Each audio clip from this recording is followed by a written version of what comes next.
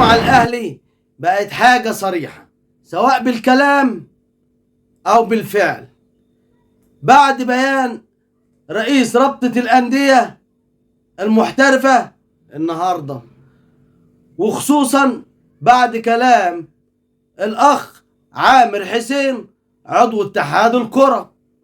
ده حاجة أكيدة.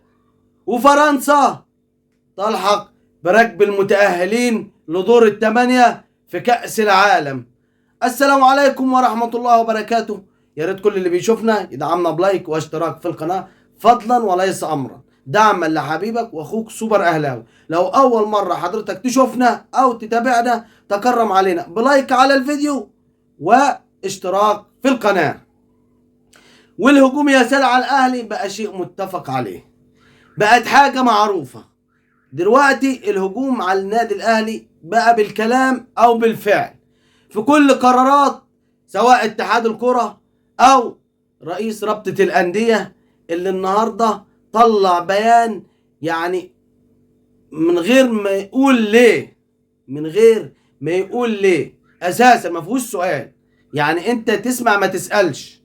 ايه اللي حصل؟ ان رئيس رابطة الاندية نقل مباراة الزمالك والمصري اللي كانت المفروض هتتلعب، الزمالك وطلائع الجيش اللي المفروض كانت هتتلعب في استاد برج العرب يوم الاربع الساعة 7 مساء توقيت القاهرة، تمام، نقلها وداها فين؟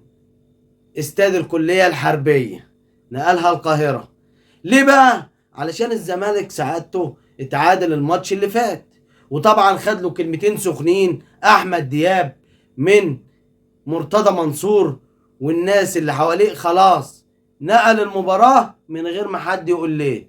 طب ليه نقلت المباراة؟ يمكن علشان الزمالك اتعادل المباراة اللي فاتت مع المصري 2-2 وبقى برج العرب وحش، بقى استاد برج العرب ما يتلعبش فيه علشان الزمالك بيتعادل او بيخسر، نعديها.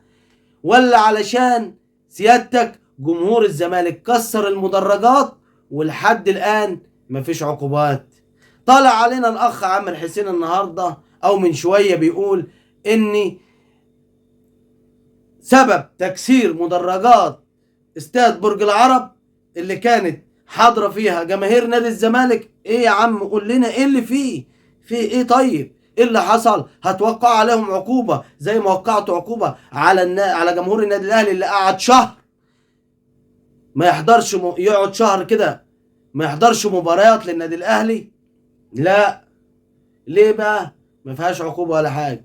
ليه؟ علشان الاستاذ عامر حسين قال لك هي الجمهور اتكسرت الكراسي بتاعت اللي كانت واقفه عليها جمهور نادي الزمالك، علشان كانت واقفه على الكراسي ما كانتش قاعده عليها، واتكسرت مع الحماس الزائد. الله عليك، الله عليك يا عامر يا حسين.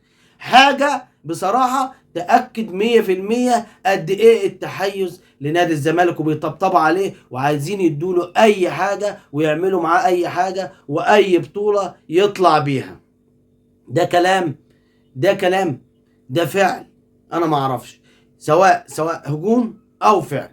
وفرنسا تلحق بركاب المتأهلين او بركب المتأهلين لدور الثمانية لبطولة كأس العالم بعد الفوز الكبير على بولندا 3-1. ومبابي كيليان مبابي مكسر الدنيا، لاعب لسه عنده 23 سنة ويحطم الرقم القياسي بتاع كريستيانو رونالدو ويتساوى مع ميسي، لاعب ما لعبش غير 11 مباراة في كأس العالم، يتساوى مع ميسي اللي بقاله 23 سنة بيلعب، او 23 مباراة لعب 23 مباراة في كأس العالم، 9 أهداف قصاد 9 أهداف. وفي الختام يا سادة ما تنسوش الاشتراك في القناة ولايك على الفيديو، والسلام عليكم ورحمة الله وبركاته.